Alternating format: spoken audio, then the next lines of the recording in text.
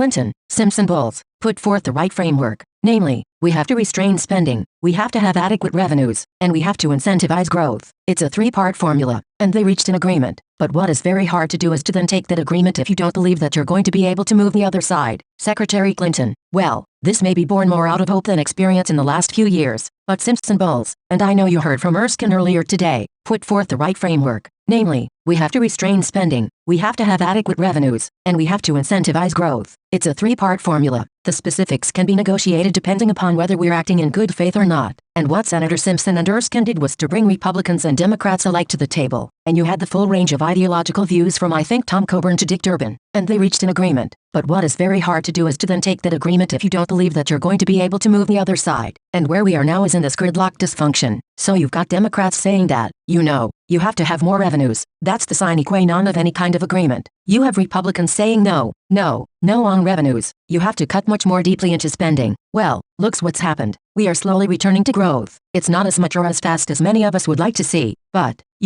we're certainly better off than our European friends, and we're beginning to, I believe, kind of come out of the long aftermath of the 08 crisis. Clinton speech from Morgan Stanley, April 18, 2013. Clinton, the Simpson-Bowles framework and the big elements of it were right. You have to restrain spending, you have to have adequate revenues, and you have to have growth. Clinton, so, the Simpson-Bowles framework and the big elements of it were right. The specifics can be negotiated and argued over, but you got to do all three. You have to restrain spending, you have to have adequate revenues, and you have to have growth. And I think we are smart enough to figure out how to do that. Clinton speech from Morgan Stanley, April 18, 2013. Clinton is aware of security concerns around BlackBerry's. Clinton, at the State Department we were attacked every hour, more than once an hour by incoming efforts to penetrate everything we had, and that was true across the U.S. government. Clinton, but, at the State Department we were attacked every hour, more than once an hour by incoming efforts to penetrate everything we had, and that was true across the U.S. government. And we knew it was going on when I would go to China, or I would go to Russia. We would leave all of our electronic equipment on the plane, with the batteries out, because this is a new frontier, and they're trying to find out not just about what we do in our government, they're trying to find out about what a lot of companies do, and they were going after the personal emails of people who worked in the State Department. So it's not like the only government in the world that is doing anything is the United States, but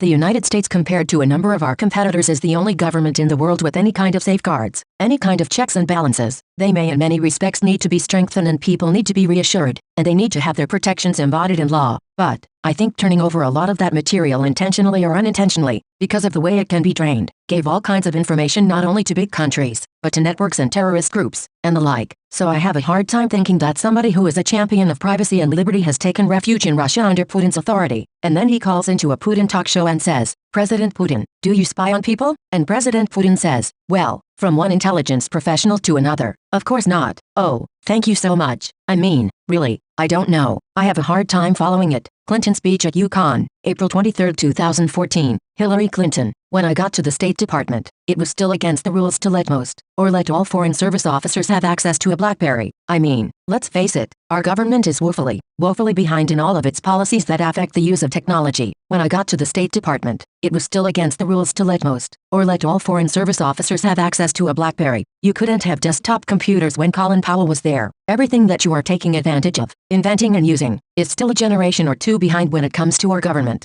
Hillary Clinton remarks at Nexenta, August 28, 2014. Hillary Clinton, we couldn't take our computers, we couldn't take our personal devices off the plane in China and Russia. I mean, probably the most frustrating part of this whole debate, our country's acting like we're the only people in the world trying to figure out what's going on. I mean, every time I went to countries like China or Russia, I mean, we couldn't take our computers, we couldn't take our personal devices, we couldn't take anything off the plane because they're so good, they would penetrate them in a minute, less, and not a second. So we would take the batteries out, we'd leave them on the plane. Hillary Clinton remarks at Nexenta, August 28, 2014. Clinton said when she got to state, employees were not mostly permitted to have handheld devices. When Colin Powell showed up as Secretary of State in 2001, most State Department employees still didn't even have computers on their desks. When I got there they were not mostly permitted to have handheld devices. I mean, so you're thinking, how do we operate in this new environment dominated by technology, globalizing forces? We have to change, and I can't expect people to change if I don't try to model it and let it. Clinton speech for General Electric's Global Leadership Meeting, Boca Raton, FL, January 6, 2014. Hillary Clinton said you can't bring your phone and computer when traveling to China and Russia, and she had to take her batteries out and put them in a special box, and anybody who has ever traveled in other countries, some of which shall remain nameless, except for Russia and China, you know that you can't bring your phones and your computers, and if you do, good luck. I mean, we would not only take the batteries out, we would leave the batteries and the devices on the plane in special boxes. Now, we didn't do that because we thought it would be fun to tell somebody about. We did it because we knew that we were all targets and that we would be totally vulnerable. So it's not only what others do to us and what we do to them and how many people are involved in it. It's what's the purpose of it, what is being collected, and how can it be used. And there are clearly people in this room who know a lot about this, and some of you could be very useful contributors to the conversation because you're sophisticated enough to know that it's not just, do it, don't do it. We have to have a way of doing it, and then we have to have a way of analyzing it, and then we have to have a way of sharing it. Goldman Sachs Builders and Innovators Summit, October 29, 2013. Hillary Clinton lamented how far behind the State Department was in technology, saying people were not even allowed to use mobile devices because of security issues. Personally, having, lived and worked in the White House, having been a senator, having been Secretary of State, there has traditionally been a great pool of very talented, hard-working people. And just as I was saying about the credit market, our personnel policies haven't kept up with the changes necessary in government. We have a lot of difficulties in getting. When I got to the State Department, we were so far behind in technology. It was embarrassing. And, people were not even allowed to use mobile devices because of security issues and cost issues, and we really had to try to push into the last part of the 20th century in order to get people functioning in 2009 and 10. Goldman Sachs Builders and Innovators Summit, October 29, 2013. Clinton remarks are pro-Keystone and pro-trade Clinton, so I think that Keystone is a contentious issue. And of course it is important on both sides of the border for different and sometimes opposing reasons. So I think that Keystone is a contentious issue. And of course it is important on both sides of the border for different and sometimes opposing reasons. But that is not our relationship. And I think our relationship will get deeper and stronger and put us in a position to really be global leaders in energy and climate change if we worked more closely together. And that's what I would like to see us do. Remarks at Time Public, June 18, 2014. Hillary Clinton said her dream is a hemispheric common market. With open trade and open markets, my dream is a hemispheric common market. With open trade and open borders. Sometime in the future with energy that is as green and sustainable as we can get it. Powering growth and opportunity for every person in the hemisphere. 05162013 Remarks to Banco Itaú Doc. Page 28. Hillary Clinton said we have to have a concerted plan to increase trade. We have to resist protectionism and other kinds of barriers to trade. Secondly, I think we have to have a concerted plan to increase trade already under the current circumstances.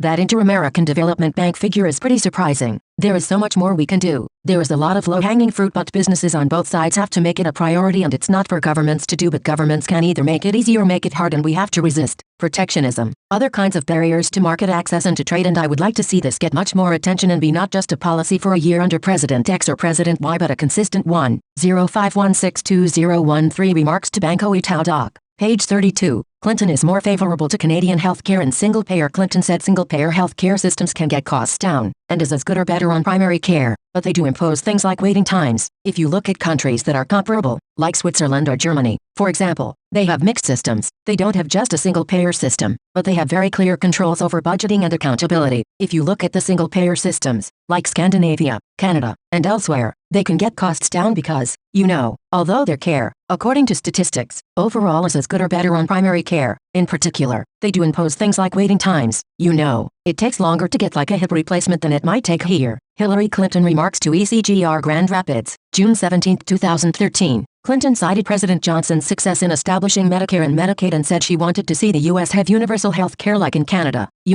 On healthcare we are the prisoner of our past. The way we got to develop any kind of medical insurance program was during World War II, when companies facing shortages of workers began to offer healthcare benefits as an inducement for employment. So from the early 1940s healthcare was seen as a privilege connected to employment. And after the war, when soldiers came back and went back into the market, there was a lot of competition, because the economy was so heated up. So that model continued. And then of course our large labor unions bargained for healthcare with the employers that their members worked for. So from the early 1940s until the early 1960s we did not have any Medicare, or a program for the poor called Medicaid, until President Johnson was able to get both passed in 1965. So the employer model continued as the primary means by which working people got health insurance. People over 65 were eligible for Medicare, Medicaid, which was a partnership, a funding partnership between the federal government and state governments, provided some, but by no means all poor people with access to health care. So what we've been struggling with, certainly Harry Truman, then Johnson was successful on Medicare and Medicaid, but didn't touch the employer-based system. Then actually Richard Nixon made a proposal that didn't go anywhere, but was quite far-reaching. Then with my husband's administration we worked very hard to come up with a system, but we were very much constricted by the political realities that if you had your insurance from your employer you were reluctant to try anything else. And so we were trying to build a universal system around the employer-based system.